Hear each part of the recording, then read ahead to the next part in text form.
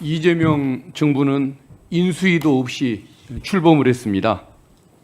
빨리 내각이 구성이 되고 안정감을 찾아갈 수 있도록 돕는 것이 여야를 막론한 국회의 책무라고 저는 생각을 합니다. 국민의힘 의원님들께서 몇 가지 의혹을 제기를 하고 계시지만은 이런 것들이 증거도 없고 심지어는 조작적인 이런 의혹 제기라는 것이 지금 또 방금 또 확인이 되고 그러지 않습니까? 4년에 걸쳐서 있었던 일을 마치 한꺼번에 있었던 일인 것처럼 6억을 한꺼번에 번 것처럼, 그리고 한 사람 평균 출판기념회에 참여했던 분들 한 분 한 분의 어떤 축의금 액수를 평균 내보면은 5만 원쯤 된 것 같다고 표현했던 것을 마치 책 한 권을 5만 원씩에 팔아먹은 것처럼 이런 식으로 표현을 해가면서 모독을 주고 있습니다.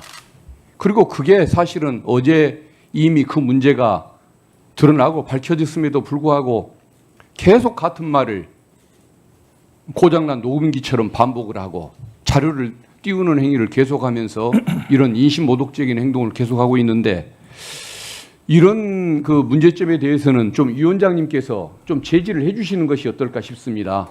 그리고 그렇게 질문할 거리가 없으면 본인들이 관리하는 팬들 때문에 어쩔 수 없이 그런 그 부담감 때문에 계속 그것을 또 반복하는 행태를 보이시는 것 같은데, 차라리 그런 경우에는 질문을 하지 않아도 된다고 권고를 해주시면 어떨까, 그 점을 위원장님께 한번 건의를 드리고 싶습니다.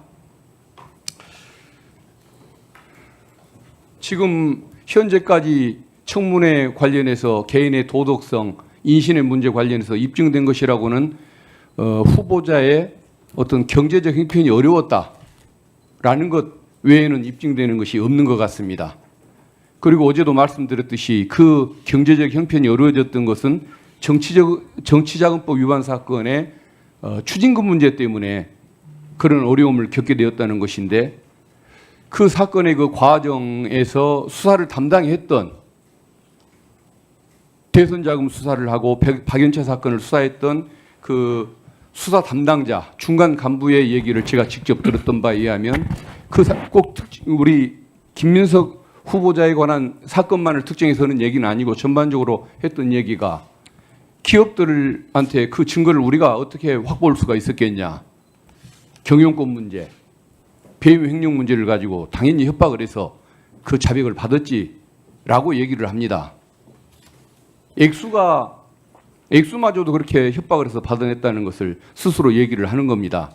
그런데 어느 그 아주 유명 그룹의 어느 회장은 머리가 나빠서 말귀를 못 알아먹길래 그것을 이해시키는데 한참 걸리느라고 애를 먹었다, 이렇게 무용담처럼 얘기하는 걸 보면서 특수부 수사가 저렇게 이루어져도 되는 것인가라는 이런 생각을 가진 바가 있었는데, 그런 그 자세로 수사를 했던 사람들이 돈 액수도 이렇게 가학적인 방법으로 자백을 받아냈는데, 뭐 어떤 돈을 주게 된 경위라든가 영수증 처리 경위라든가 이런 부분에 대해서 뭐 조작하는 것이 얼마나 쉬웠겠습니까? 그래서 저는 후보자가 왜 표적 수사를 당했다고 주장하는지 그 심정을 충분히 이해를 할 것 같고, 또 그것이 원인이 돼서 지금의 경제적인 그런 어려움을 겪고 있다는 것, 이것 외에는 저는 사실 입증된 것이 없는 그런 단계라고 보는데, 그래서 좀 이제 어제 나왔고 지금까지 나왔던 그 의혹 제기 이런 것들은 이제 중단하고 새로운 것들 위주로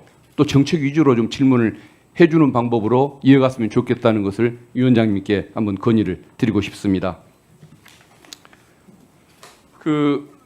정책과 관련된 질의 하나 드리겠습니다. 저는 국무총리의 업무 중에 가장 중요한 것 중에 하나가 사회적 그 갈등을 관리하는 업무라고 생각을 합니다. 통계청에서 작년에 조사했던 자료를 보니까 우리 국민은 보수와 진보 갈등이 가장 심각하다고 느끼고 있다고 합니다. 그리고 또 작년에 대비해서, 전년도에 비해서 가장 심각해지고 있는 어떤 그 갈등의 유형은 남녀 갈등인 것 같다. 그리고 최근 들어서는 세대 갈등이 연령대별 갈등으로까지 깊어지는 것을 느낀다라고 얘기하는데, 거의 뭐 저희들도 똑같이 공감하는 내용이 국민들의 의견을 통해서 확인이 되는 것 같습니다. 그래서 어떤 사회 갈등이 구조적으로 심각해지고 있는 이 현상, 이게 정말 어떤 총리가 되시면은 해결해야 할 가장 큰 문제라고 생각을 합니다.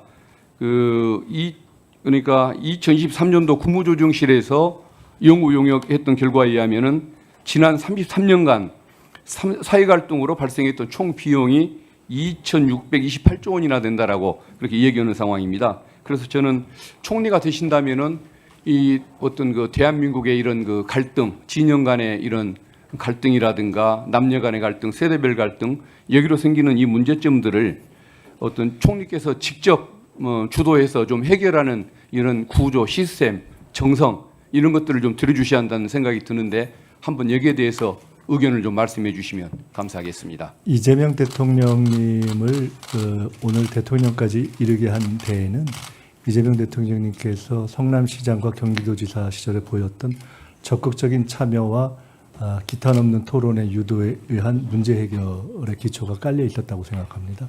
그것이 이 정부에 이어져야 된다고 생각합니다. 이재명 대통령님과 그리고 만약에 총리가 된다면 제가 감히 말씀드릴 때 공유를 일부 하고 있다고 생각되는 것은 그러한 문제들에 대해서 적극적으로 이렇게 뛰어들고 달려들어서 조율을 하려는 그러한 마음가짐이라고 생각합니다. 총리가 해야 되는 역할, 그리고 이 시대가 요구하는 역할인 사회적 갈등 관리, 사회 통합 또는 문제의 어떤 국민 참여와 공론화에 의한 조율, 이런 부분은 매우 적극적으로 하겠습니다. 통상 이런 사안들을 그냥 공론에 맡기자 또는 사회적 대화를 하자라고 할 때의 맹점은 적극적인 중재자가 역할을 못하는 문제입니다. 그런 역할에 있어서는 상대적으로는 제가 좀 훈련되어 있는 면이 있지 않을까라는 생각을 하고요. 그것은 특히 지금과 같이 남녀 간의 갈등, 세대 갈등, 또 각종 지역 갈등, 더구나 정치적 갈등이 있으면서도 전통적으로 그것을 풀어야 할 정치 세력 가운데 중도 보수를 점했던 부분이 사실상 상당 정도 공백기에 접어들고 있는 이 시점에서는 더욱더 중요하다고 생각돼서 대통령님이 생각하시는 바대로 또 저도 저의 소신에 따라서 적극적으로 저와 평소에 정치적 이념이나 지형이 달랐던 부분까지도 적극 대화를 하면서 풀어가겠다는 말씀을 드리겠습니다. 네, 박근태 의원님 수고하셨습니다.